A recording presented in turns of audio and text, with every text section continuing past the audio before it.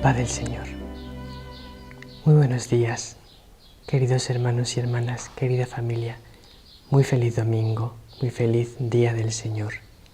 26 de julio, domingo 17 del tiempo ordinario. En el Evangelio de hoy vamos a asistir a uno de los milagros más espectaculares de Jesús, la multiplicación de los panes y de los peces. Simplemente con 5 panes y con 2 peces, Jesús dio de comer a una inmensa multitud.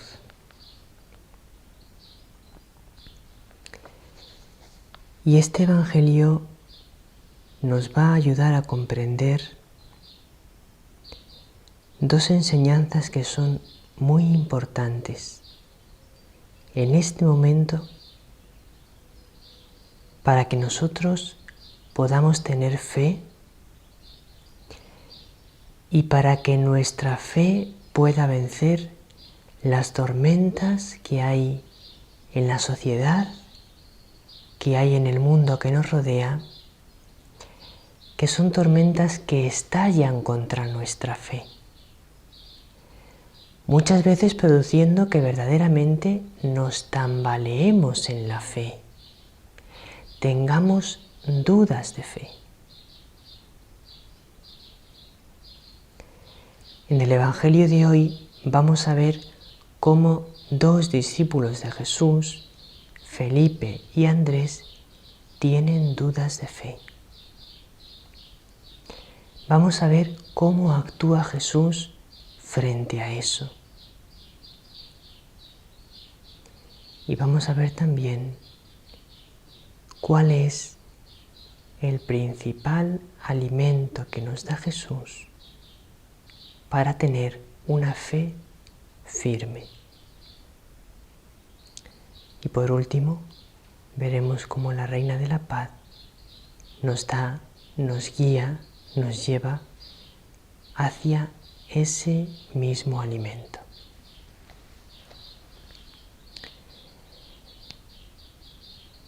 El Evangelio es de San Juan, capítulo 6, versículos del 1 al 15. En aquel tiempo Jesús se marchó a la otra parte del lago de Galilea o de Tiberíades. Lo seguía mucha gente porque habían visto los signos que hacía con los enfermos. Subió Jesús entonces a la montaña y se sentó allí con sus discípulos. Estaba cerca la Pascua, la fiesta de los judíos. Jesús entonces levantó los ojos y al ver que acudía mucha gente, dice a Felipe: ¿con qué compraremos panes para que coman estos? Lo decía para tantearlo, pues bien sabía él lo que iba a hacer. Felipe le contestó: 200 denarios de pan no bastan para que a cada uno le toque un pedazo. Uno de sus discípulos, Andrés, el hermano de Simón Pedro, le dice: aquí hay un muchacho que tiene 5 panes de cebada y un par de peces, pero ¿qué es eso para tantos? Jesús dijo: decid a la gente que se siente en el suelo. Había mucha hierba en aquel sitio. Se sentaron, solo los hombres eran unos 5000. Jesús tomó los panes, dijo la acción de gracias y los repartió a los que estaban sentados, y lo mismo todo lo que quisieron del pescado. Cuando se saciaron, dice a sus discípulos: recoged los pedazos que han sobrado, que nada se desperdicie. Los recogieron y llenaron 12 canastas con los pedazos de los 5 panes de cebada que sobraron a los que habían comido. La gente entonces, al ver el signo que había hecho, decía: este sí que es el profeta que tenía que venir al mundo. Jesús entonces, sabiendo que iban a llevárselo para proclamarlo rey, se retiró otra vez a la montaña él solo.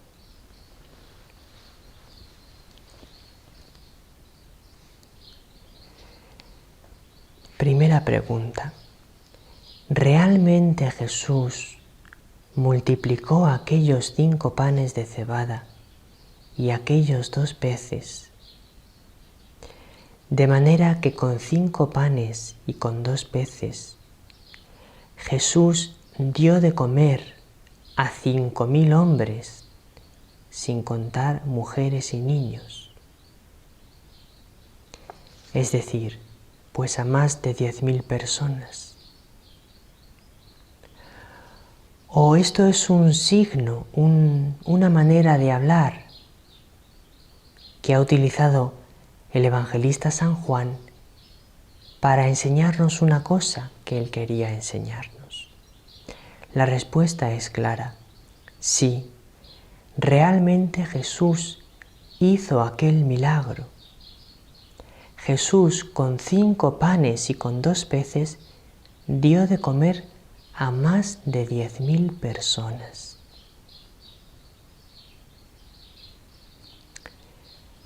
Y vamos a hablar entonces de la primera clase de tormentas que pueden atacar nuestra fe hoy en día, que es la tormenta del racionalismo. ¿Qué es el racionalismo? El racionalismo es una mentalidad según la cual todo aquello que supera lo que mi razón puede comprender es imposible que ocurra. Las cosas que mi razón puede comprender, las cosas que mi razón puede saber cómo ocurren y por qué ocurren, entonces eso sí que puede pasar. Pero todo aquello que supera la capacidad de mi razón sencillamente es mentira, es imposible, no ocurrirá nunca. Hay que explicarlo de otra manera, pero no ha ocurrido el hecho. Entonces, como a mi razón le supera que una persona pueda con 5 panes y con 2 peces dar de comer a más de 10.000 personas, entonces, según el racionalismo, se llega a la conclusión de que ese milagro no ocurrió, sino que es una manera de hablar del evangelista para explicarnos algo, como un cuento que nos cuenta. El racionalismo es mentira, es falso, porque el racionalismo tiene la idea, dice, que aquello que supera mi razón no puede ocurrir, es decir, el racionalismo niega los milagros. Porque como los milagros es algo que mi razón no puede comprender, pues sencillamente es mentira, no ocurren milagros. Ahora vamos a ver lo que nos dice el catecismo, pero fijaos que Felipe, el apóstol, y Andrés, los dos apóstoles del Señor, en este Evangelio pecan de racionalismo, porque Jesús le pregunta a Felipe, ¿con qué compraremos panes para que coman estos? Lo decía para tantearlo Jesús, es decir, a ver si tenía fe. Y Felipe no le dice, Jesús, tú lo puedes todo.